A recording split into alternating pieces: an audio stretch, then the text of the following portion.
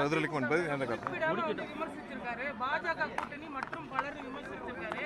கடந்த முறை பண்ணையார் அப்படின்னு விமர்சிச்சதா இந்த முறை தவிர்த்திருக்கீங்க. அதாவது யார் தலைமையில் கூட்டணி அமைக்கப்படுகிறது என்பதை நீங்கள் எல்லாம் பார்த்துட்டு தான் இருக்கீங்க.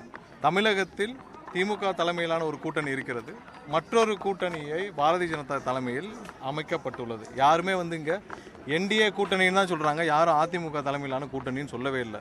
எல்லாமே என்டிஏ கூட்டணிங்கிறாங்க. யார் முதல்வர் வேட்பாளர்னு கூட அவங்களுக்கு தெரியலை.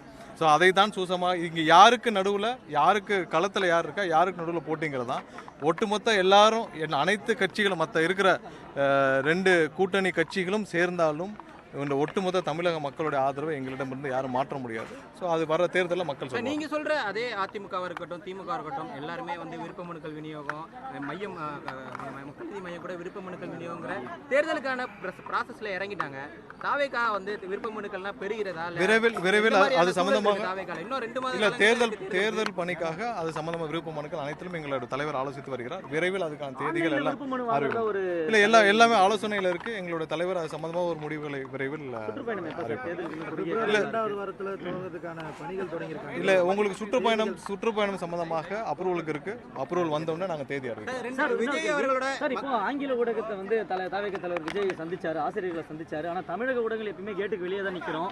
ஆனா ஒரு வாட்டி உள்ள கூட அழைச்சி செய்தியாளர் சந்திப்பு இல்ல. எப்ப சந்திக்க போறாரு செய்தியாளர்களை? அதாவது திரும்ப எல்லாரும் ஒரு கேட்டுட்டே இருக்கீங்க. செய்தியாளர் சந்திப்புங்கிறது ஒரு பெஞ்ச் மார்க்கா யாரு பிக்ஸ் பண்ணான்னு தெரியல ஒரு கட்சி நடத்துறதுக்கு. நான் சொல்றேன், அதாவது செய்தியாளர் தேவையான பொழுது கண்டிப்பாக எங்களுடைய கட்சி சார்பாக செய்தியாளர் சந்திப்பு நடந்துகிட்டே தான் இருக்கு. ஒரு சில பேர் கடந்த 7-8 ஆண்டுகளாக அவங்களுக்கு எந்த ஒரு விசிபிலிட்டி இல்லாத ஒரு சில பேர் தான் தொடர்ந்து ஒரு நாளைக்கு 3 செய்தியாளர் சந்திப்பை நடத்தி அவங்களுக்கான தேவையான மக்கள்கிட்ட போய் விசிபிலிட்டி எடுக்கிறத பார்த்துட்டு இருந்தோம். செய்தியாளர் சந்திப்புங்கிறது எந்த பெஞ்ச் மார்க்கும் இல்லை. கண்டிப்பாக மக்களை நேரடியாக ஒவ்வொரு நாளும் எங்களுடைய தலைவர் சந்திச்சுட்டு வர்றாரு.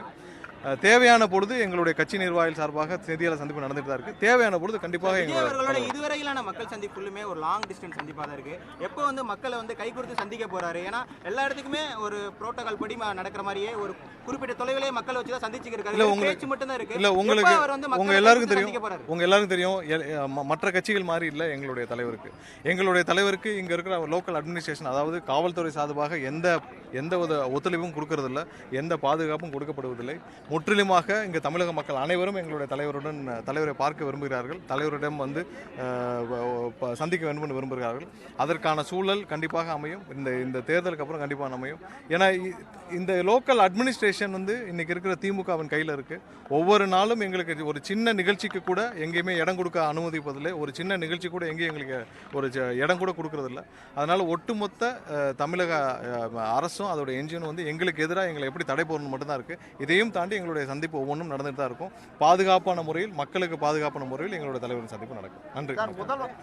முதல்வர் தூக்கத்தை எழுப்பி விட்டாலும் உசில் சுல்தான் தான் சொல்வார் அப்படின்னு சொல்லி சொல்லியிருக்காரு.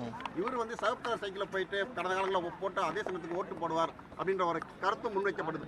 இல்ல அதுல ஒரு சின்ன திருத்தம். அந்த மாதிரியான ஒரு இதில் எங்களுடைய தலைவர் அந்த சைக்கிள் பயணத்தை மேற்கொள்ளவில்லை. அது அப்பவே எங்களுடைய தலைவர் சைட்ல இருந்து ஒரு கரெக்ஷன் பண்ணியாச்சு. ஏன்னா அந்த ஒரு தவறான புரிதலில் மென்ஷன் பண்ணப்பட்டது அந்த ஸ்டேஜில். அந்த மாதிரியான ஒரு சைக்கிள் பயணத்தை எங்களுடைய தலைவர் அந்த எண்ணத்தில் பண்ணல. ஏன்னா அது ஏற்கனவே ஒரு சில இடத்துல எங்கள்கிட்டையும் தனிப்பட்ட முறையில் எங்களுடைய தலைவர் அதை மென்ஷன் பண்ணியிருக்காரு. எப்படின்னா சாதாரணமாக சும்மா காலையில் ஒரு எதில் போகலான்னு நினச்சேன். அப்போ அந்த சைக்கிள் இருந்துச்சு, அந்த சைக்கிள் ஏறி பயணிச்சேன்னு சொன்னார். அதில் எந்த கருப்பு சேப்பா எதுவும் தெரியல, எந்த வித உள்நோக்கம் இல்லாமல் போன பயணம். அதை தவறான ஒரு சின்ன அண்டர்ஸ்டாண்டிங்கில் சொல்லப்பட்ட ஒரு கருத்து. அதை நாங்கள் இங்கே திருத்திக் கொள்கிறோம். அது இல்லை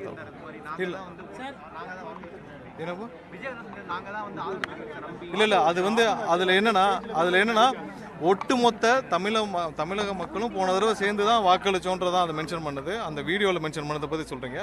தமிழக மக்கள் அனைவரும் சேர்ந்து நீங்கள் எல்லாம் சேர்ந்து தான் தேர்ந்தெடுத்தீங்க. அவர்கள் இன்னைக்கு எவ்வளவு மக்கள் விரோதமாக செயல்படுறான்னு சொன்னதான் இது நிறைய தவறான புரிதல் இருக்கு. அதனால கரெக்ஷன் பண்ணிக்கலாம். தவிர்க்க முடியாத தம்ப்நெயில்ஸ், கலக்கலான கண்டென்ட்ஸ், சினிமாவும் சீரியஸ் பிரச்சனைகளும், பல வருடங்கள் இடைவெளிக்கு பிறகு இந்த படத்துல ஒரு கலகலப்பும் கைகலப்பும், me too love you thank you அவர்களை மாஸ் ஏத்துறது போயிட்டே தான் இருக்காரே தவிர பிரேக்கே இல்லாமல் பிரேக்கிங் நியூஸ் சொல்லும் தந்தி டிவி ஆப். இன்ஸ்டா தலைமுறை வரை இறங்கி அடிக்கும் தந்தி டிவியின் டிஜிட்டல் எக்ஸ்க்ளூசிவ்.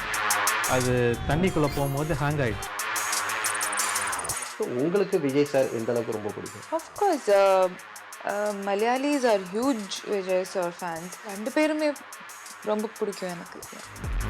தந்தி டிவி ஆப்பை இலவசமா டவுன்லோட் செய்யுங்க. ஃபாலோ பண்ணுங்க, சப்ஸ்கிரைப் பண்ணுங்க, என்ஜாய் பண்ணுங்க.